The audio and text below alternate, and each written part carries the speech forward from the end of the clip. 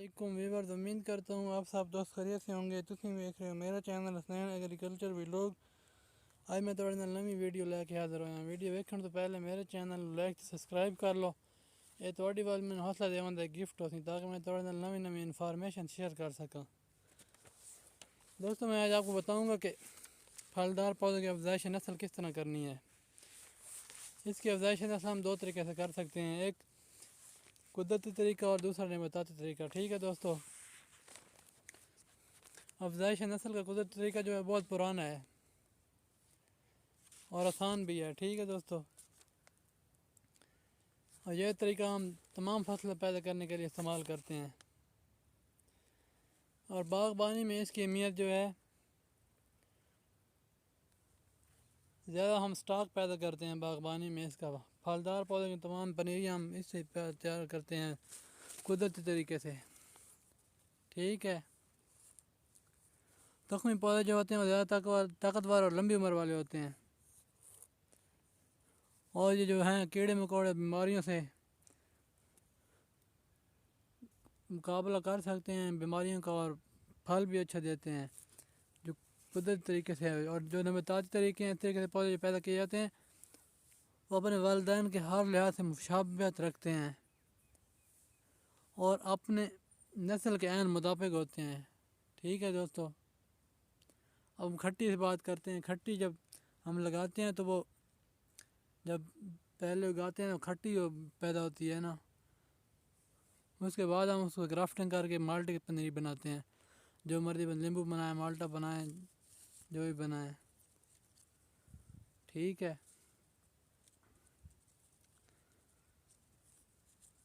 اور جو ہے اپنے نسل کے عین مطابق ہوتے ہیں۔ یہ کھٹی جس طرح ہم لگاتے ہیں تو پہلے کھٹی ہوتی ہے، وہ اپنی نسل کے عین مطابق ہی ہوتی ہے، اور پھل کی کوالٹی بھی یکساں ہوتی ہے۔ ٹھیک ہے دوستو، اور بعض پھل کا بیج بھی نہیں بنتا، جس طرح انگور کی نسل ہے کہ تھامسن، اور ہمیں نباتاتی طریقہ استعمال کرنا پڑتا ہے۔ نباتاتی ہم اس طریقہ اس لیے استعمال کرتے ہیں کہ پودوں کی شکل برقرار رکھی جائے، تاکہ پودوں کی شکل برقرار رکھی جائے۔ ٹھیک ہے دوستو، ان کی شاخوں سے آنکھیں لی جاتی ہیں یا چشمے لیے جاتے ہیں جن پر کانٹے نہ ہو، جس طرح ہم گرافٹنگ کرتے ہیں مالٹے کی کر لیتے ہیں، اور بھی جو ورائٹی ہیں ان کی کر لیتے ہیں، اخروٹ کی کرتے ہیں، اور بھی بہت سارے ہیں ان کی کرتے ہیں جو پودے پھلدار پودے ہیں۔ اور اس طرح ہم بغیر کانٹے پودے تیار کیے جا سکتے ہیں۔ پھلدار پودوں میں جو ہے بعض دفعہ آب و ہوا اور زمین کی ضروریات کے مطابق نباتاتی طریقہ لازمی اختیار کرنا پڑتا ہے۔ ٹھیک ہے دوستو، اور یہ مالٹا جو ہے جئی کھٹی، گریپ فروٹ جو ہے مختلف قسم کی زمین پر ہر پودے کی خصوصی ضرورت کے مطابق کامیابی کے لیے استعمال کیا جا سکتا ہے۔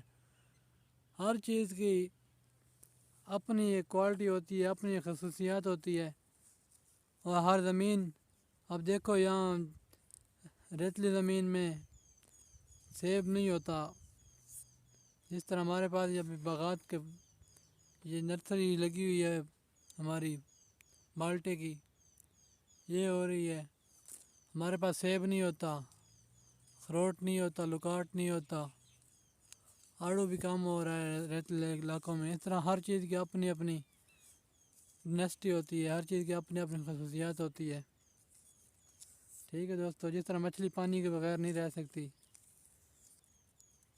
اور سیب جو ٹھنڈے علاقے میں ہوتا ہے اور ہمارے پاس تو گرم علاقے ہیں، یہاں نہیں کامیاب۔ اس طرح ہر چیز کا اپنا لیول ہوتا ہے، ہر چیز کے لیے اپنی جگہ مختص کرنی پڑتی ہے۔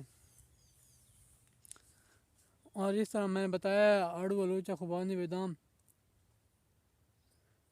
جو ہے ہر ایک پودے کی زمین کی خصوصی ضرورت کے مطابق ایک دوسرے پر پیوند کر کے ہم پیدا کر سکتے ہیں نباتاتی طریقے سے۔ اور نباتاتی طریقے نقائص بھی ہیں دوستو، یہ ایک غیر ضروری طریقہ ہے۔ غیر ضروری اور غیر قدرتی طریقہ ہے دوستو۔ پودے زیادہ نازک ہوتے ہیں، نباتات طریقے جو ہوتے ہیں، ٹھیک ہے۔ نباتات طریقے سے جو پیدا شدہ پودے ہوتے ہیں نا، گرمی اور سردی اور خشکی کا زیادہ اثر ہوتا ہے۔ تخمی پودے کے مقابلے میں جو ہم